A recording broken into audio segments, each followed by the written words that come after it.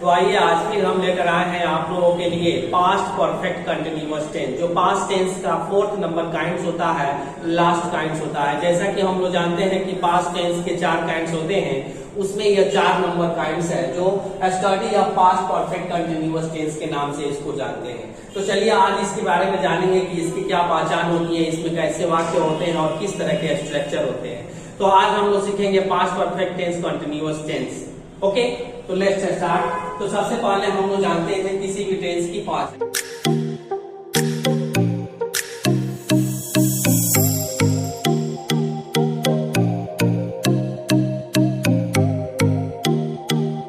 क्या होती है। तो इसकी पहचान है कि जिस हिंदी वाक्य के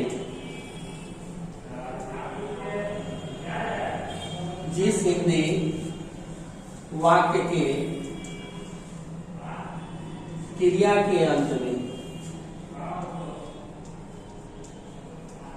के अंत में ता रहा था, ती रही थी,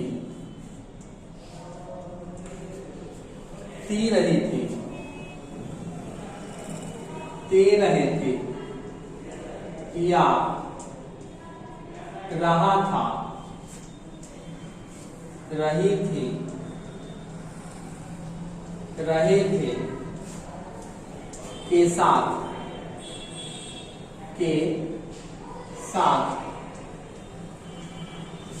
समय दिया रहे,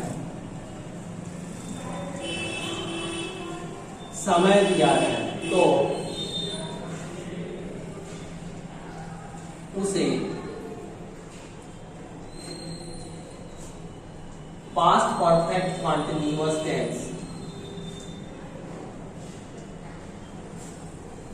कहते हैं।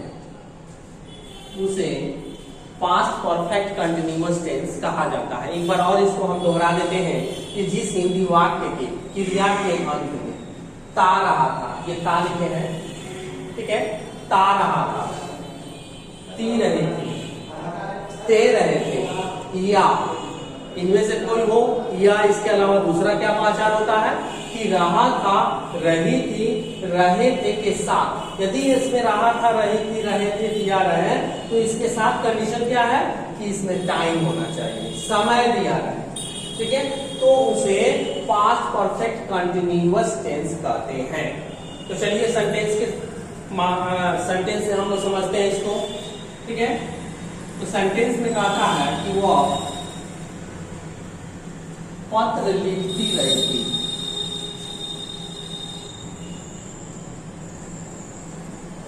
वह पत्र लिखती रही थी, ठीक है। हम लोग अंग्रेजी सीखते रहे थे, हम लोग अंग्रेजी सीखते रहे थे, काम जारी था, पास्ट में बीते हुए समय में कंटिन्यू काम हो रहा था, ठीक है। तो ये रहा। इसके बाद से टाइम वाला देख लेते हैं कि टाइम यदि हो तो कैसा वाक्य होगा। तो यहां कहता है कि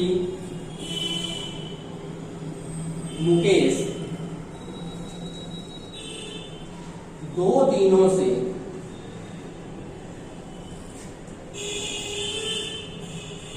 परीक्षा की तैयारी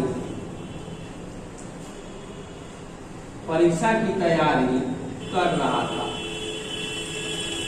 ओके, तो देखिए यहाँ टाइम आ गया 2 दिनों से। तो देखिए यहाँ लास्ट में क्या आया, रहा था आ गया, रहा था, रही थी के साथ टाइम दिया गया। इसके बाद से वे लोग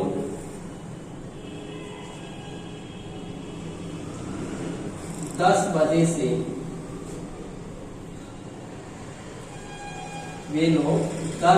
से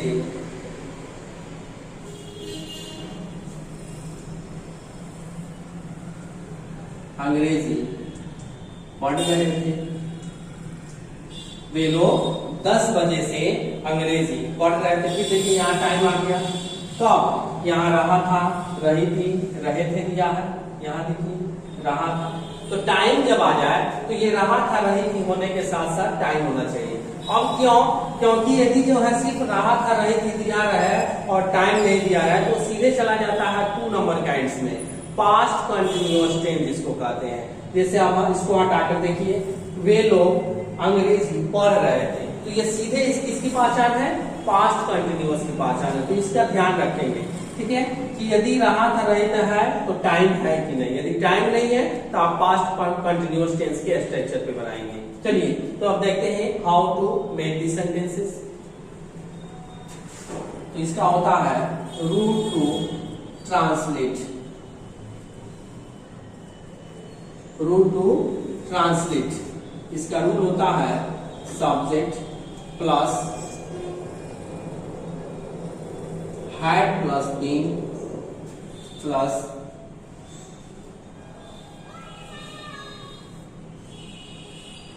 बिफोर प्लस ऑब्जेक्ट। ये हो गया। यदि इसमें टाइम दे दिया हो तो टाइम में इसमें क्या जोड़ते हैं? सिंस या for plus time, plus time का प्रयोग कर दिया जाता है। Subject plus had plus been plus before plus object plus since या फॉर। सिंस और फॉर के बारे में मैंने प्रीवियस वीडियो में बढ़िया तरीका से बताया है, ठीक है ना, कि जब पॉइंट ऑफ टाइम दिया हो, निश्चित समय दिया हो, तो सिंस का प्रयोग किया जाता है।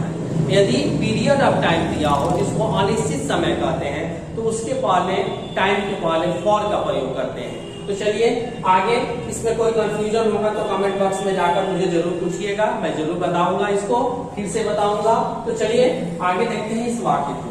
वह पत्र लिखती रही थी, ठीक है, यहाँ बना देंगे सी सब्जेक्ट हो गया, हैड इसमें सब में लगेगा, बीन सब में लगेगा, तो she had been, okay, writing. Before हो जाएगा, इसको बना देंगे तो बिफोर बन जाएगा राइट का राइटिंग, और ऑब्जेक्ट में हो जाएगा आ लेटर। वो पत्र लिखती रहे थे। सेकेंड नंबर है कि हम लोग अंग्रेजी सीखते रहे थे, तो we had been learning English, learning English. तो ये हो गया आपका। इसके बाद से देखिए यहाँ पर मुकेश 2 दिनों से चुप गया। मुकेश 2 दिनों से परीक्षा की तैयारी कर रहा था।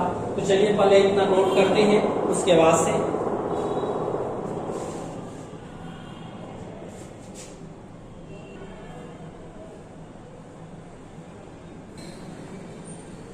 तो आइए देखते हैं थर्ड नंबर सेंटेंसेस क्या कहता है। मुकेश 2 दिनों से परीक्षा की तैयारी कर रहा था। 2 तो नीचे बना दिए, ये थर्ड नंबर यहां बना देते हैं। Mukesh had been, Mukesh had been before है यहाँ, तो यहाँ परीक्षा की तैयारी करने का होता है preparing for the examination.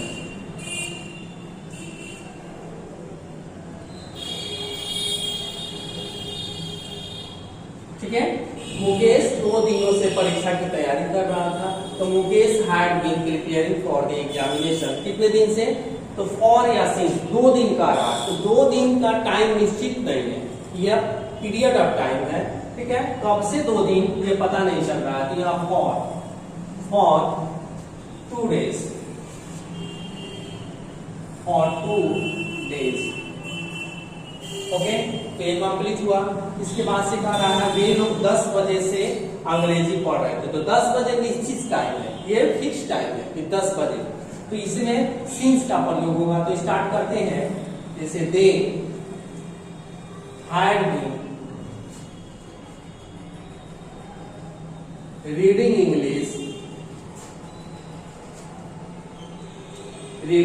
English since 10 o'clock। 10 o'clock means होता है बजे, ठीक है। तो ये रहा आपका they had been reading English since 10 o'clock। तो ये आपका सेंटेंस जो है ऐसे बनाते हैं पास्ट परफेक्ट कंटीन्यूअस टेंस का। तो ये आपका सेंटेंस जो है अफर्मेटिव सेंटेंस है, इसका पास्ट परफेक्ट कंटीन्यूअस टेंस का ये अफर्मेटिव सेंटेंस है। इसको आप बेहतरीन ढंग से जो है तैयारी करेंगे, और जो है आप इसे नोट भी बनाते चलेंगे इसका टेंस का। इस टेंस को समाप्त होते ही मैं वॉइस से स्टार्ट करूंगा, आप लोगों के सिलेबस में भी है। चलिए, तो ये जो है ये आपका जो है क्लियर हुआ। इसमें इसके बाद नेगेटिव आता है, इंट्रोगेटिव आता है, फिर WH वर्ड्स आते हैं। तो एक एक करके फिर मैं अगले वीडियो में उसको देखूंगा, और इसमें यदि कोई दिक्कतें आती हैं या कितना बेहतरीन ढंग से आप समझें, आप मुझे कमेंट बॉक्स में जरूर जरूर जरूर बताएं। तो चलिए आज तक इतना ही बोल